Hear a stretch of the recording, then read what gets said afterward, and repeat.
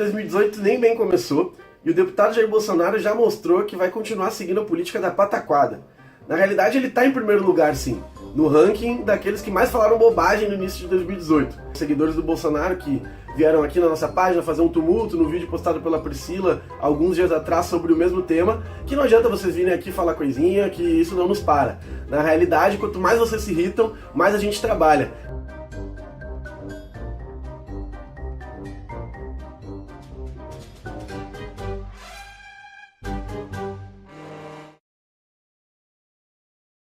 Bens do Bolsonaro. Em primeiro lugar, foi a Folha de São Paulo que divulgou no último domingo. Eu não tenho nenhum apreço pela Folha, bem pelo contrário, né? Até porque a Folha apoiou o golpe militar de 1964, apoiou o impeachment em 2016, junto com o próprio Bolsonaro. É óbvio que a Folha não é um veículo de esquerda.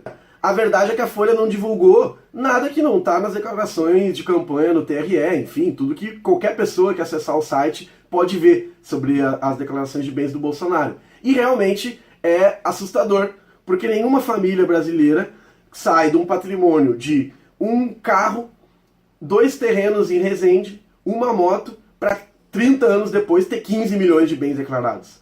Os imóveis que o Bolsonaro adquiriu nos últimos anos no Rio de Janeiro, abaixo do valor de mercado, no meio do maior boom imobiliário que a cidade viu nas últimas décadas, no período da Copa e das Olimpíadas.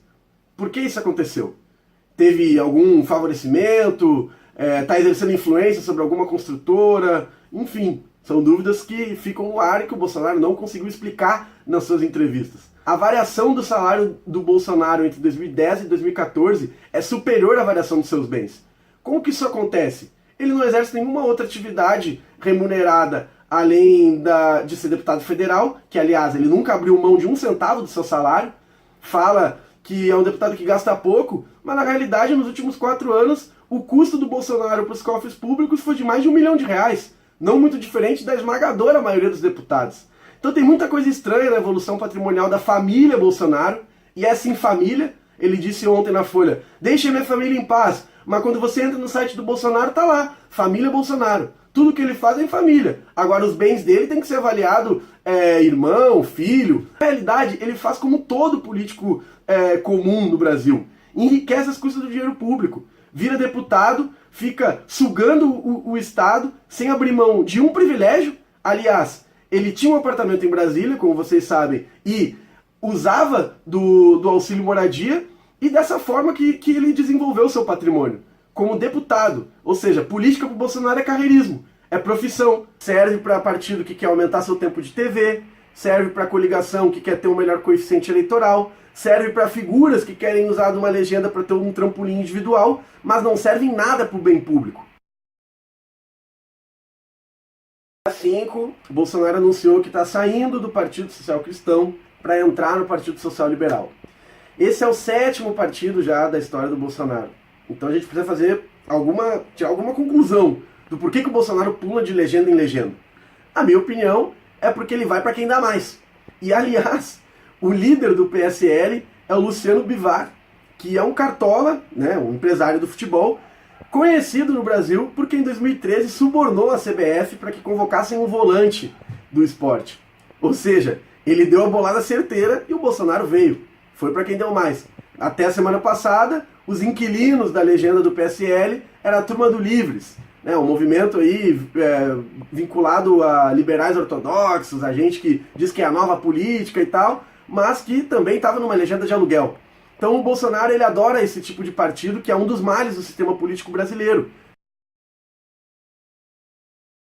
Outra coisa que o Bolsonaro não consegue explicar de jeito nenhum é qual é o seu projeto político, econômico, social. Ele é liberal? Ele não é liberal?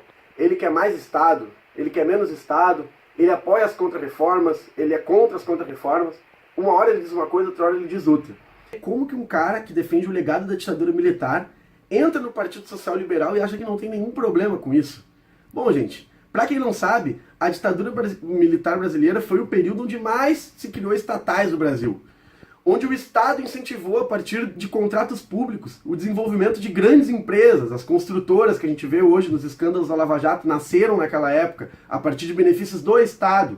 Foi também o Estado que desenvolveu a dependência crônica do Brasil com capital internacional, o estouro da dívida pública, que resultou na crise da década de 80.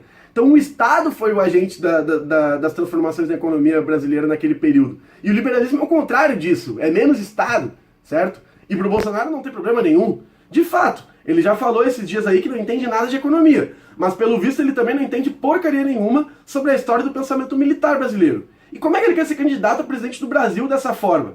Ele vai ter que buscar alguém que aconselhe ele. E ele está fazendo isso já. Com quem? Com liberais da moda. Com gente que defende a política econômica do Henrique Meirelles, que o Temer vem aplicando junto com o Congresso, de maneira corrupta, diga-se de passagem.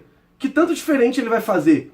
Se ele vai continuar aplicando uma política de privatização, de venda do patrimônio público, de venda das nossas riquezas naturais, de fim de investimento em educação, saúde, porque vai manter a PEC dos 20 anos.